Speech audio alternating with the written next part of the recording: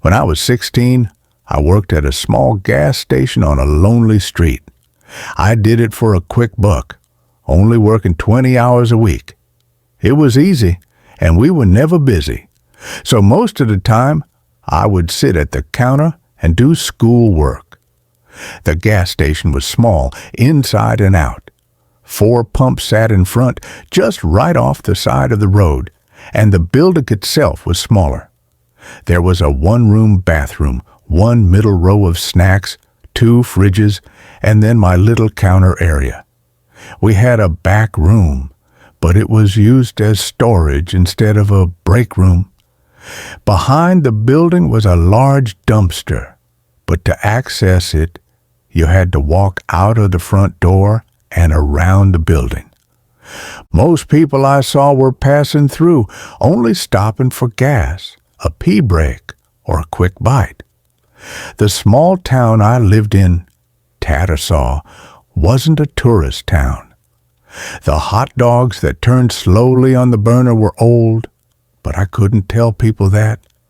My boss was a cheapskate and a money-hungry bastard, but he paid me, so I never complained. I let people buy chips that sat on the shelf for months, old hot dogs and drinks that might as well have been a school science experiment. I always felt bad, and I was always a little nervous that I could get in trouble for selling the things.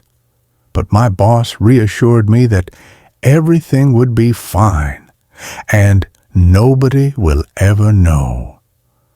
One evening, it was slower than normal. I had only seen 2 cars, and that was nearly an hour ago. Naturally, when a black Honda Civic pulled up, it caught my attention. Stepping out was a couple, maybe in their late 20s.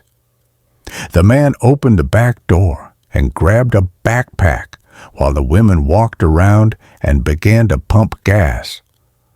I went back to my schoolwork, not thinking very much of it.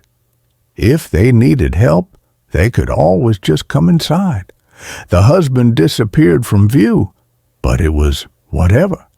I went back to my pre-calculus homework trying to figure out trigonometry. I fucking hated trigonometry. A few minutes later, the couple got back into the car and pulled away. I caught a glimpse of the man, who no longer had the backpack. Being more focused on my homework, I just assumed he had already thrown it in the back of the car again, and I just missed it.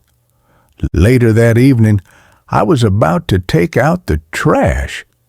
Hillary, an older woman with a severe cigarette issue, was supposed to take over for me. I offered to take out the trash, to which she agreed, and I walked around to the back of the building. A bad smell hit me in the face as I rounded the corner, but it was a large dumpster with God knows what, so it was bound to smell. Walking over, I threw the lid to the dumpster open and lugged the bag over my shoulder and into the green bin. When I shut the thing, something caught my eye. A backpack. The same backpack the man had earlier. It looked wet, as if you had spilled a water bottle into the bottom of a bag. It hunched over in an odd position. You could tell there was something in it. Being a 16-year-old guy, curiosity got the best of me, and I mistakenly opened the thing. Inside was what I could assume was a body.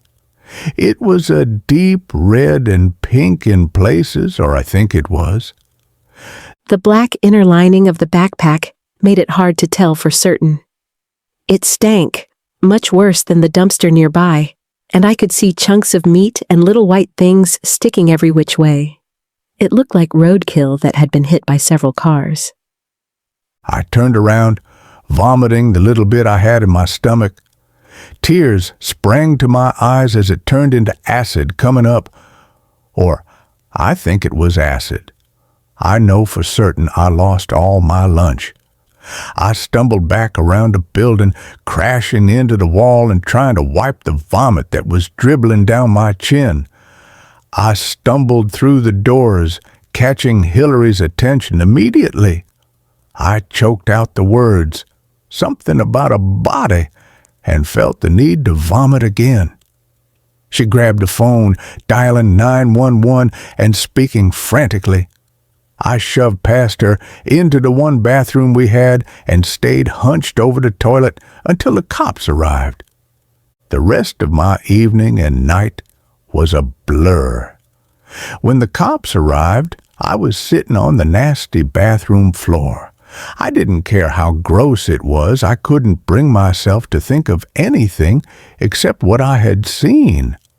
I wanted so desperately to forget the horrid sight.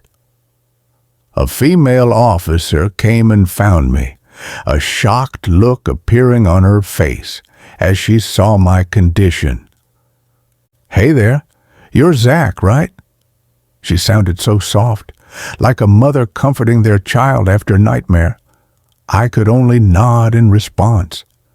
She sat beside me, putting an arm around my shoulder and pulled me into a comforting hold.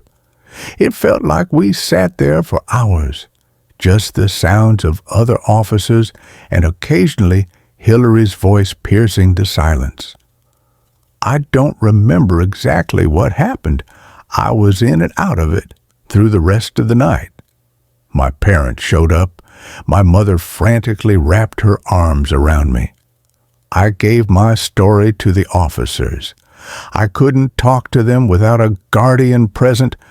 That's at least what my father explained to me later. Days turned into weeks, and weeks turned into months. I can't forget it, the smell and the sight. I told a few friends a few weeks after it happened, but I kept the gory details out of the telling. I couldn't bring myself to tell them what I saw. From what I have heard, the cops still don't know what happened. The body was unrecognizable. I'm honestly not sure how they even determined it was human, but I'm no forensic scientist. I never got any answers. Nothing about DNA or whatever they do. Nothing about the black Honda Civic. There was nothing. At least, not that anyone told me. Eventually, the case went cold, and nobody knows what happened to the body in the backpack.